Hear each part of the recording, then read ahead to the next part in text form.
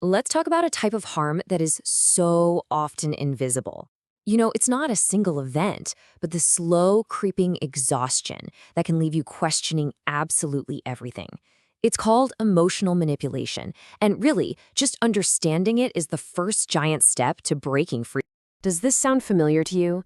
You have a conversation, you walk away, and you just feel lost in a fog. You're questioning yourself, maybe even feeling like you're responsible for their feelings, but you just can't put your finger on what exactly went wrong. You need to pay attention to that feeling. It's not random, it's a crucial piece of data. So, what are we really talking about here? Look, emotional manipulation isn't just a single mean comment or a bad day. It's a pattern. It's a strategy, whether it's conscious or not, that's designed to control someone's behavior while the manipulator completely avoids taking any responsibility for the damage they're causing. It's all about gaining power without any accountability.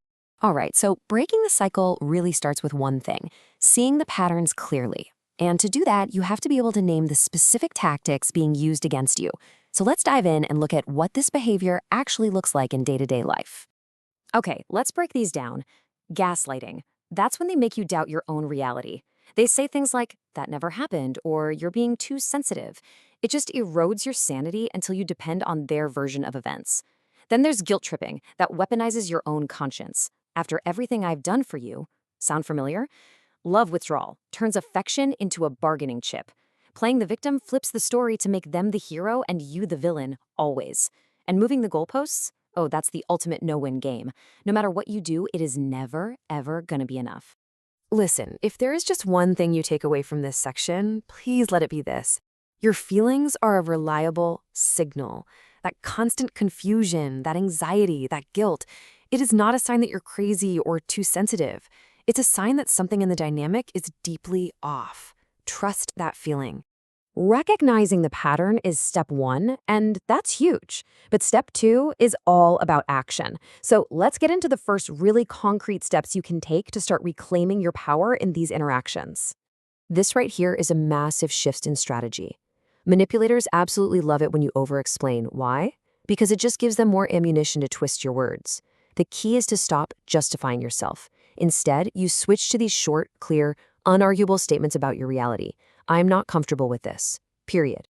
This is what some people call a boring boundary. It's not aggressive. It's not a fight. It's just a dead end. There is no room for argument. It is such a powerful tool to shut down those circular conversations that are literally designed to go nowhere and leave you totally drained. Here's another incredibly powerful phrase. When someone tries to tell you what you really think or what you really feel, this is your response. It validates their right to have their own opinion, sure, but it doesn't accept it as your truth. You're not arguing with them, you are simply refusing to let their reality overwrite yours. And finally, this one. This phrase ends the debate. It signals that the time for persuasion and argument is over. It's not an invitation for another round, it's just a calm, firm statement of finality. It communicates clarity, and most importantly, it communicates self-respect. Okay, so once you've started setting these verbal boundaries, the next step is observation. It's time to step back and look at the actual patterns of behavior, not just listen to the promises. So you have to ask yourself this, honestly. When they say, I'm sorry, does their behavior actually change?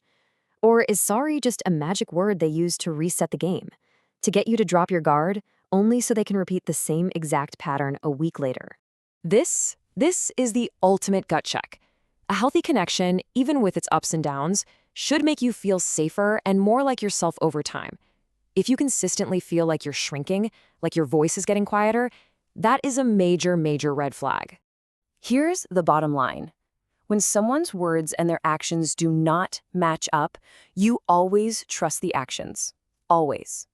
The pattern of their behavior is the most honest form of communication you will ever get from a manipulator. Manipulation works by disconnecting you from your own intuition, from your own sense of what's real. So it makes sense that the healing process is all about reconnecting with yourself.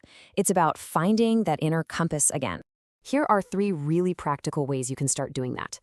First, write it down. Journal the facts of what happened, separate from the story they told you about it. Second, talk it over with a trusted, neutral person, someone who's grounded and can offer a clear perspective. And third, start listening to your body. After you talk to them, check in. Does your chest feel tight? Are your shoulders tense? Do you feel exhausted? Your body often keeps a score that your mind tries to argue you out of.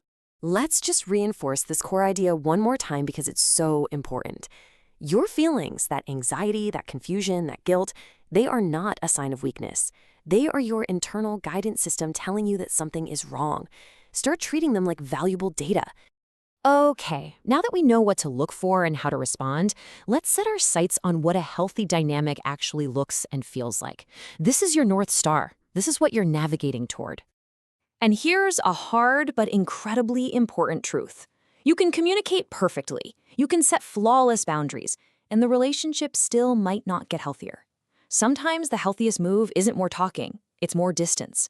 And please remember, choosing to leave is not failure. It's an act of profound self-preservation. This slide just lays it out so clearly, the contrast between the two realities.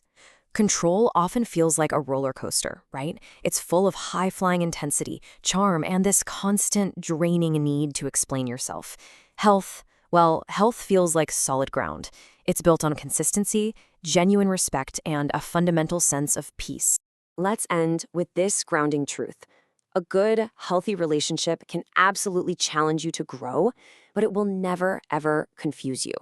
It can be deep and passionate, but it will never be controlling. A true connection helps you expand into more of yourself. It will never, ever make you shrink.